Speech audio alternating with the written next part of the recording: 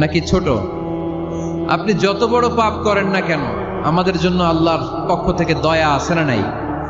বনি ইসরায়েলের এক লোক সিরিয়াল কিলার ছিল, খালি মার্ডার করতো, সিরিয়াল মার্ডার।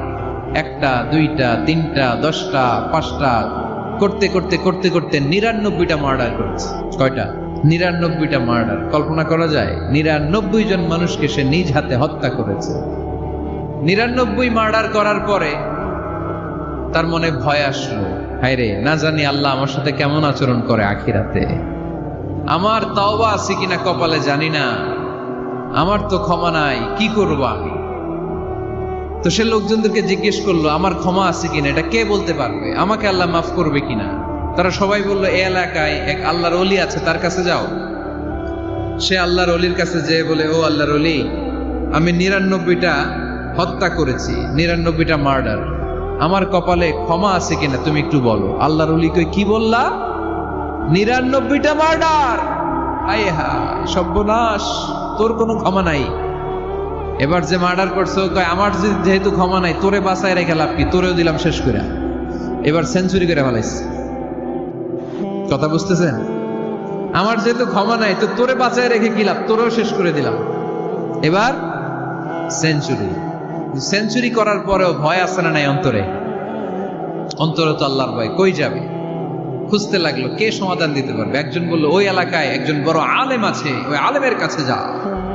সে আলেমের কাছে যেয়ে বলে, আলেম, আমি 99টা হত্যা করেছি, এখন আমার বড্ড ভয় হয়, আল্লাহ আমারে মাফ করবে কিনা, তুমি একটু আমারে বলো। আলেম বলে, তোমার গুনাহ যত বড়ই হোক, আমার আল্লাহর দয়া তার চাইতেও বড়। তুমি কি পাপ করেছো, কি অন্যায় করেছো? তুমি জানো না আমার রব কত মেহেরবান, তিনি কত দয়ালু, তিনি ভালোবাসার আধার, তিনি করুণার আধার। তোমার পাপ অন্যায় যদি হয় খালের পানির সমান, বিলের পানির সমান, আমার আল্লাহর দয়া সাগরের পানির সমান। তোমার পাপ আর অন্যায় যদি হয় পাহাড়ের সমান, আমার আল্লাহর ভালোবাসার দয়া হচ্ছে আকাশের সমান। তুমি যদি তওবার মতো তওবা করতে পারো, ক্ষমার মতো ক্ষমা চাইতে পারো, চোখের পানি ছেড়ে, চোখের পানির বড় দাম, চোখের পানির মধ্যে বিশাল কারিশমা, এটা আল্লাহ খুব পছন্দ করে। 2 ফোঁটা পানি আল্লাহ পছন্দ করে। এক, জেহাদের ময়দানে শহীদের গা বেয়ে ঝরে পড়া রক্তের ফোঁটা। 2 হচ্ছে অনুতপ্ত বান্দার চোখের পানির ফোঁটা। বান্দা যখন অনুতপ্ত হয়ে চোখের পানি ছেড়ে কাঁদে, তার চোখের পানি চোখ বেয়ে নাকের ডগা বেয়ে মাটিতে পড়ার আগেই ওই অনুতপ্ত বান্দার সব গুনাহ আল্লাহ মাফ করে দেয়। সে জিজ্ঞেস করলো, আমার ক্ষমা আছে কিনা? আলেম বলে, আছে, ক্ষমা আছে। তওবার মতো তওবা কর, তাওবাতান নাসুহা, তওবার মতো তওবা করলে আল্লাহ ঠিকই মাফ করবে। সে এতটাই অনুতপ্ত হলো, এতটাই, সে আল্লাহর কাছে ক্ষমা চাইতে শুরু করলো।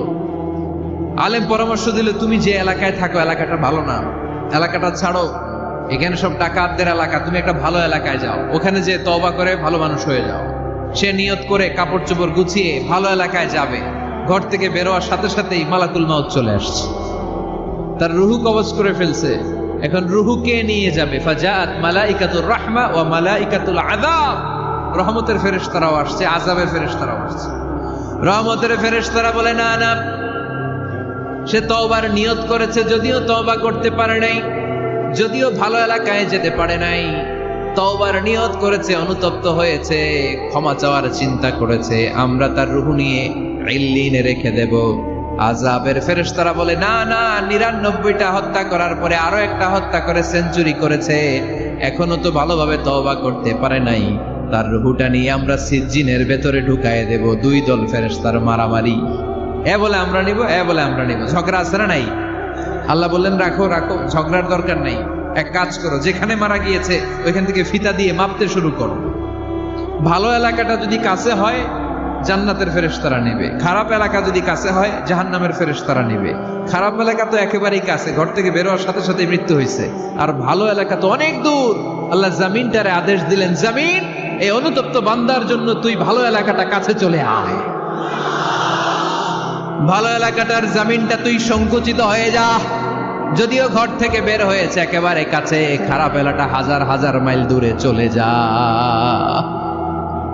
ফিতা দিয়ে মাপ দিয়ে দেখে সর্বনাশ, ভালো এলাকাটা তো একেবারেই কাছে, খারাপ এলাকাটা অনেক দূরে।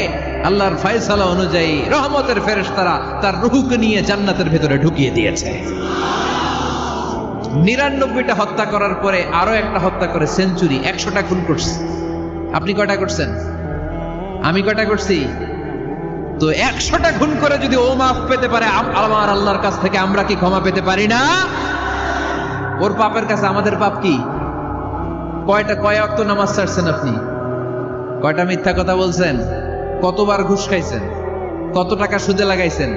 কত অন্যায় করছেন? কত জুলুম করেছেন? মনে রাখবেন, আপনার পাপ, আপনার অন্যায়, আপনার জুলুম যত বড় হোক না কেন, আমার আল্লাহর দয়া তার চাইতেও বড়। এজন্য আল্লাহ নিজের পরিচয় দিয়ে বললেন, আর রহমানু আল্লামাল কুরআন খালাকাল ইনসান আল্লামাহুল বায়ান। আমি রহমান, আমি দয়ার সাগর। তাহলে বুঝতে পারলাম আমার আল্লাহর দয়ার কোনো শেষ আছে? 100 টুকরা করে 99 টুকরা দয়া ভালোবাসা আল্লাহ তাআলা নিজের কাছে রেখে দিলেন, আর 1 টুকরা দয়া আর ভালোবাসা আল্লাহ তাআলা গোটা বিশ্বের সবার মাঝে ভাগ করে দিলেন। আমরা সবাই মিলে পাইছি কয় টুকরা ভালোবাসা? উনি রেখে দিয়েছেন কয় টুকরা? ওই 1 টুকরার কিছু অংশ আমিও তো পাইছি, তাই না? আপনি পেয়েছেন, আমরা সবাই পেয়েছি, গোটা বিশ্বের সবাই, আদম আলাইহিস সালাম থেকে শুরু করে কিয়ামত পর্যন্ত যারা আসবে, এসেছিল এবং এখন আছে, সবাই মিলে কয় টুকরা? ওনার কাছে কয় টুকরা? কিন্তু এই 1 টুকরা যে আমরা সবাই ভাগে যোগে পাইলাম, আমাদের ভালোবাসার নমুনা দেখছেন? একজন আর একজনের ভালোবেসে বলে আত্মহত্যা করে ফেলে, আছে না নাই? আছে না? সালমান শাহ মারা গেছে, এই দেশের কয়েকটা মেয়ে গলায় রশি দিয়ে আত্মহত্যা করছে, শুনছেন? অমুক সেলিব্রিটির কি হয়েছে, ছাদ থেকে লাফ দিয়ে পরে মাথা ফাটায় ফেলছে। ভালোবাসা আছে না নাই? যারে ভালোবাসে তার নাম আবার ছেলেরা হাতের মধ্যে কেটে কেটে লেখে, প্লাস দিয়ে লেখে, প্লাস। ধরেন আব্দুল্লাহ প্লাস শামিমা, তো এ প্লাস এস, রক্ত দিয়ে লেখে, রক্ত। আমি অবাক হই, নিডেল, সুই দিয়ে কেটে কেটে লেখে আব্দুল্লাহর এ প্লাস শামিমার এস। কি ভালোবাসা! 1 ভাগ ভালোবাসার ছিটে ফোটা সবাই মিলে পাইছে। এইটা ঠেলা যদি এরকম হয়, তাহলে যিনি 99 ভাগ ভালোবাসা রেখে দিয়েছে তার ভালোবাসা বেশি না কম? দেখেন, ছোট্ট বাচ্চাটা রাতে খেতে চায় না, মা যদি বলে খাও, বলে না, খাবো না। আব্বু অফিস থেকে আসুক, আব্বুর কোলে বসে বসে আব্বু আর আমি একসাথে খাবো। এই ছোট্ট বাচ্চাটা কিছু বোঝে না, কিন্তু তারপরও তার বাবার জন্য ভালোবাসা তার হৃদয়ে ঢুকাই দিছে কে? আপনাদের এলাকায় মুরগি পালেন না আপনারা? মুরগি যখন বাচ্চা নিয়ে হাঁটে, দেখবেন মুরগি ছানা ধরা যায় না, ধরতে গেলে মা মুরগিটা কি করে? কামড় দিতে আসে। এই ছোট্ট বাচ্চাগুলোর জন্য মা মুরগিটার হৃদয়ের ভিতরে ভালোবাসা ঢুকাই দিল কে? আমি পত্রিকাতে এমনও দেখেছি, বন্যায় এক মা পানি খেতে খেতে মরে গিয়েছে, কিন্তু শিশুটাকে একটা বালতির মধ্যে চাপিয়ে মাথায় তুলে ধরে রেখেছে। মা পানি খেতে খেতে নিজের জীবনকে বিলিয়ে দিয়েছে, কিন্তু বাচ্চাটা মরে নাই। বাচ্চার জন্য কি ভালোবাসা! এই ছোট্ট বাচ্চার জন্য মায়ের হৃদয়ে জান স্যাক্রিফাইসের মতো এই ভালোবাসা ঢুকাই দিল কে? আমাদের প্রতিদিনই ভালোবাসা, সকালে ভালোবাসা, বিকালে ভালোবাসা, সন্ধ্যায় ভালোবাসা, শীতকালে ভালোবাসা, গ্রীষ্মকালে ভালোবাসা। আমাদের ইসলামে শুধু ভালোবাসাবাসী, ঠিক কিনা? এই জন্য আলাদা করে আমাদের কোনো দিন লাগে না, বিশ্ব ভালোবাসা দিবস দরকার হয় না। যারা মাকে দেখতে পারে না, বাবারে দেখতে পারে না, এরা একদিনের জন্য মা বাবাকে উইশ করতে যায়, আর নাম দিছে বিশ্ব মা দিবস, বিশ্ব বাবা দিবস। কিছুদিন আগে দেখলাম বিশ্ব ডিম দিবস। কি দিবস? আমি কি মিথ্যা বললাম? ছিল একটা বিশ্ব ডিম দিবস। কিছুদিন পরে বানাবে বিশ্ব বাঁশ দিবস, যে যারে বাঁশ দিতে পারে। এরপর একটা বানাইছে শুনলাম বিশ্ব চিন্তা দিবস। তো এটা কি দিবস? কয় এদিন আমরা সবাই মিলে চিন্তা করি যে আসলে আমাদের কি চিন্তা করা দরকার, আছে না নাই? তো এই যে ওরা বিশ্ব মা দিবস, international mother day, international father day, মা দিবস, বাবা দিবস বছরে একবার ওল্ড হোমে রেখে আসে, বৃদ্ধাশ্রমে, যেহেতু সারা বছর বৃদ্ধাশ্রমে, বছরে একদিনও যদি মারে স্মরণ না করি কেমন হয়? তো একদিন ওই মা দিবসে মারে একটা কার্ড দিয়ে উইশ করে আসে, কিছু টাকা দিয়ে আসে। ওদের তো মা বাবার প্রতি দয়া নাই, শ্রদ্ধা নাই, ভালোবাসা নাই, এজন্য ঘটা করে ওদের দিবস পালন করা লাগে। আমাদের 24 ঘন্টা 365 দিনই ভালোবাসা, তাই এই দিবস ফিবসের আমাদের দরকার নাই। চিল্লায় বলেন ঠিক কিনা? জন্মের পর থেকেই তো আমাদের ভালোবাসা, মৃত্যু পর্যন্ত ভালোবাসা, আমৃত্যু ভালোবাসা। এই জন্য বিশ্ব ভালোবাসা দিবস, এটা ইসলাম কখনো সাপোর্ট করে না। ভালোবাসার কেন্দ্রবিন্দু একজন, চিল্লায় বলতে হবে তিনি কে? দেখেন, এক টুকরা ঠেলায় বিশ্ব ভালোবাসা দিবস আমরা পালন করি। ভালোবাসার গান, ভালোবাসার নাটক, ভালোবাসার ফিল্ম, ভালোবাসার কবিতা, অভাব নাই। কত ভালোবাসার স্টোরি আপনারা জানেন, এত ভালোবাসা। কিন্তু সবাই মিলে ভালোবাসার এক অংশ আমরা ভাগে যোগে পেয়েছি। এক অংশের নমুনা যদি এমন হয়, 99 টুকরা ভালোবাসা যিনি রেখে দিয়েছেন নিজের মধ্যে, তার ভালোবাসা বেশি না কম? এজন্য আমরা আল্লাহর ভালোবাসার ভিখারি, আমরা আল্লাহ তাআলার রহমতের ভিখারি। আল্লাহর রহমত ছাড়া কেউ কোনোদিন জান্নাতে যেতে পারবে? কোনোদিন নিজের আমল নিয়ে বড়াই করবেন না। আপনারা কি ভাবেন যে আপনার আমল দিয়ে আপনি জান্নাতে যাবেন? আল্লাহর হাবিব বললেন, আল্লাহর রহমত ছাড়া, ভালোবাসা ছাড়া কেউ কোনোদিন জান্নাতে ঢুকতে পারবে? আম্মা জান আয়েশা বললেন, ইয়া রাসূলুল্লাহ, আপনিও না? আল্লাহর হাবিব বললেন, না, আমিও না, তবে আল্লাহর রহমত আর দয়া সেদিন আমাকে ঘিরে রাখবে। মান নুকিশা উযিবা, যার হিসাব আল্লাহ সেদিন চাইবেন সে ধরা খেয়ে যাবে। সব সময় আল্লাহর কাছে এই দোয়াটা যেন আমরা করি, আল্লাহ কিয়ামতের দিন তুমি আমার হিসাব নিও না, আল্লাহ তুমি আমার বিচার বসিও না, আল্লাহ তুমি দয়া করে আমারে মাফ করে দিও। আল্লাহ যার বিচার করবেন ও জাহান্নামে যাবে, আর যার বিচার করবেন না সে জান্নাতে যাবে।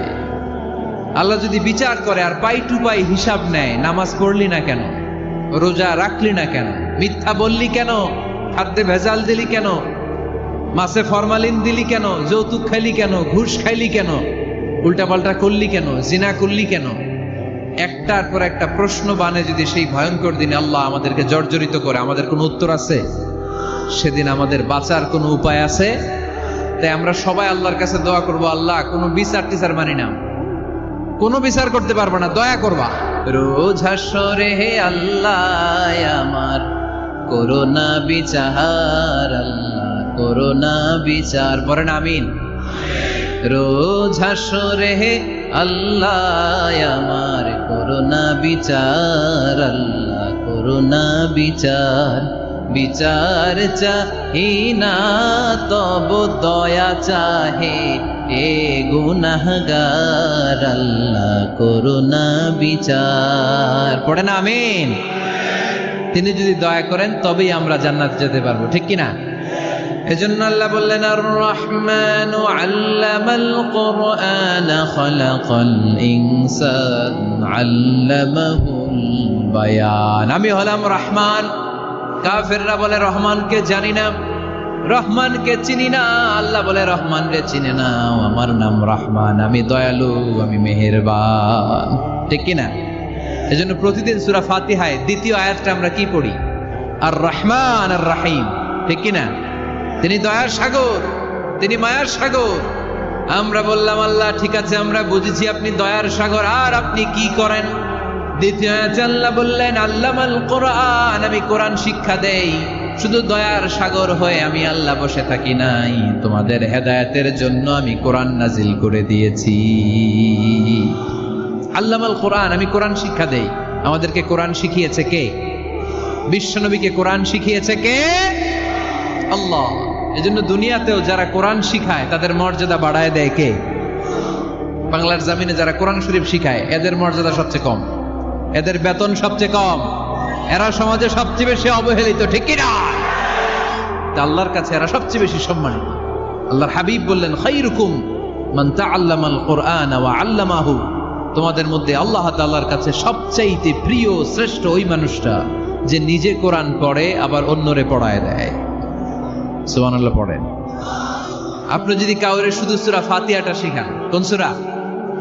সূরা ফাতিহাটা যদি শিখায় দেন, সে যতদিন সূরা ফাতিহা তেলাওয়াত করবে ওই তার তেলাওয়াতের একটা পার্সেন্টেজ সওয়াব আপনার আমলনামায় আছে না নাই?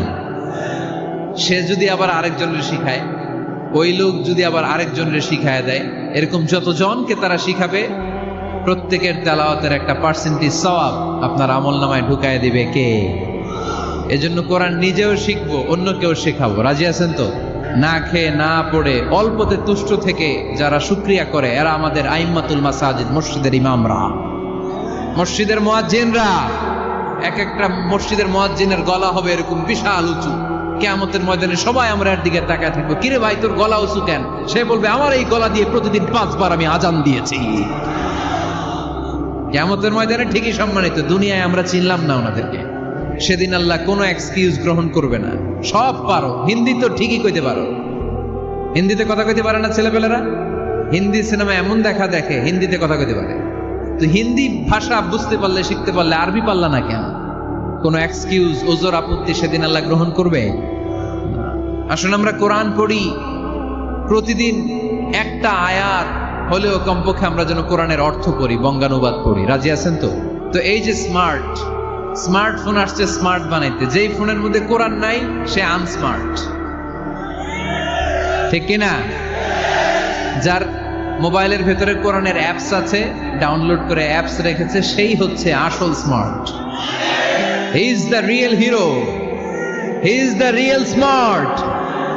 এজন্য মোবাইলের অ্যাপসের ভেতরে কোরআন ঢুকাইতে হবে। এত সহজ হওয়ার পরেও আল্লাহ কি বললেন আমরা যদি না শিখি, না জানি, আল্লাহ কি ক্ষমা করবে? যা বলার সব আল্লাহ বলে দিয়েছে এই কোরআন।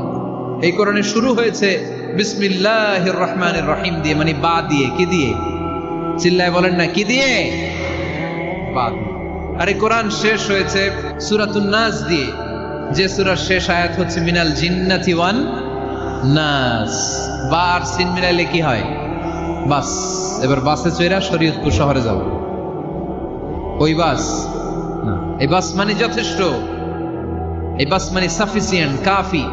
আল্লাহ বুঝালেন এই 30 পারায় 114টা সূরায় আমি যা দিয়েছি এটাই বাস, যথেষ্ট, নতুন করে আর কিচ্ছু লাগবে না। চিল্লায় বলেন ঠিক কিনা? যেমন কিতাব, এই কিতাবের পিছু লেগে লাভ নাই। এই কিতাবের বাণী ছড়িয়ে পড়বে গোটা বিশ্বময়। অনেকে অনেক ষড়যন্ত্র করেছে এই কিতাবকে ধ্বংস করে দেওয়ার। আমাদের এই খোদ ভারতবর্ষে ষড়যন্ত্র হয়েছিল। ব্রিটিশরা যখন চলে গিয়েছিল, ওরা প্ল্যান করেছিল এই কিতাবকে কি করে আমাদের থেকে ডিটাচ করা যায়, কেমন করে আলাদা করা যায়। এর একটা কমিটি করে দিয়েছে, আপনারা গবেষণা করে দেখেন এই ভারতবর্ষ থেকে কেমন করে কোরআন দূর করা যায়। তারা বুদ্ধি করে বলল এক কাজ করি, কারণ তাদের কোরআনের কপিগুলো মসজিদ থেকে বের করে আমরা আগুন দিয়ে জ্বালাই দিব, তাইলেই কোরআন শেষ। পরে দেখলো না, রিসার্চে গন্ডগোল আছে, অ্যানালাইসিস ভুল।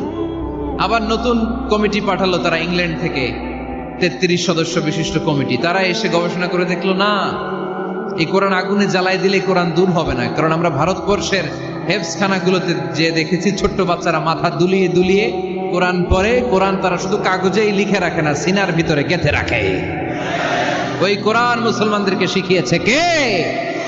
সে আল্লাহ বললেন আর রহমানু আল্লামাল কুরআন খালাকাল ইনসান আল্লামাহুল বায়ান।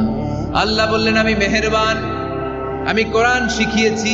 আমরা বললাম আল্লাহ আর আপনি কি করেন? আল্লাহ বলেন খালাকাল ইনসান, আমি মানুষ বানিয়েছি। সুবহানাল্লাহ পড়েন। আমাদেরকে তৈরি করেছে কে? জোরে বলতে হবে কে? মানব সৃষ্টির 3টা পদ্ধতি কোরআনে পাওয়া যায়। পদ্ধতি নাম্বার 1, বাবাও নাই মাও নাই। এই পদ্ধতিতে আল্লাহ কাকে বানাইছে বলেন? আদম আর হাওয়া আলাইহিস সালাম, এদের বাবা মা ছিল। 2 নম্বর পদ্ধতি হচ্ছে মা আছে কিন্তু বাবা নাই। এই পদ্ধতিতে আল্লাহ কাকে বানালেন? কি নাম? ঈসা আলাইহিস সালাম। 3 নম্বর পদ্ধতি হচ্ছে মাও আছে বাবাও আছে। এই পদ্ধতিতে আল্লাহ কাদেরকে বানিয়েছেন? আমাদেরকে বানিয়েছেন। তাহলে পদ্ধতি কয়টা? 3টা। আদম আলাইহিস সালামকে বানানোর পদ্ধতিও 3টা। প্রথমে আল্লাহ 3 লাজিব এঁটেল মাটি নিলেন, তারপর নিলেন হামাইম মাসনুন কাদা মাটি, তারপরে এটারে বানালেন ঠনঠনে শুকনো মাটি। সাইয়েদনা আদম আলাইহিস সালামের অবয়ব তৈরি করলেন 60 হাত লম্বা করে। সাইয়েদনা আদম আলাইহিস সালামকে যখন আল্লাহ বানিয়েছেন কয় হাত লম্বা? সহিহ বুখারীর বর্ণনা, লাম্মা খালাকাল্লাহু আদামা ওয়া কানা তুলুহু 60 যিরাআন আল্লাহ তাআলা যখন আদম আলাইহিস সালামকে বানালেন 60 হাত বা 60 গজ লম্বা করে বানালেন। আপনারাও যারা জান্নাতে যাবেন 60 হাত লম্বা হয়ে জান্নাতে ঢুকবেন। কয় হাত লম্বা? সুবহানাল্লাহ পড়বেন না? আদম আলাইহিস সালামকে বানালেন। আবার মায়ের পেটে যে আমরা বড় হলাম, এখানেও আমাদের 3টা ক্যাটাগরি, 3টা ধাপে তিনি আমাদেরকে বানালেন। মায়ের পেটে 9 মাস কি করছিলেন মনে আছে আপনাদের? শরীয়তপুরের ভাইরা মনে নেই কেন? হ্যাঁ, আমাদের কারোরই মনে নাই, ঠিক কিনা? এই 6 মাস 8 মাস কই যে ছিলাম, কোথায় ছিলাম আমরা মনে করতে পারি না। স্মৃতির পাতা হাতড়িয়ে যত পিছনে যায় আর বলতে থাকি। মনে আছে ছোটবেলার কথা? মনে নাই। আমরা সবাই কিন্তু এত বড় ছিলাম না ভাই, ছোট্ট ছিলাম, ছোট্ট। মায়ের জরায়ুর দেয়ালের মধ্যে লেপ্টে ছিলাম। নুতফা, আলাকা, মুদগা, sperm drop, blood clot and the little flesh. ছোট্ট নাপাক পানি ছিলাম। ওইটারে আল্লাহ বড় করতে আরম্ভ করলেন। বড় করতে করতে রক্তপিণ্ড বানালেন। রক্তপিণ্ড থেকে আল্লাহ গোশতপিণ্ড বানালেন। আমরা প্রত্যেকেই এরকম একটা গোশতের টুকরা ছিলাম।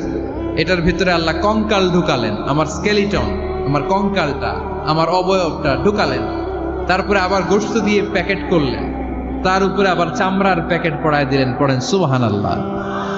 এরপরে 9 মাস পরে এই পৃথিবীর বুকে স্মুথলি আমাকে আসার সুযোগ দিলেন কে?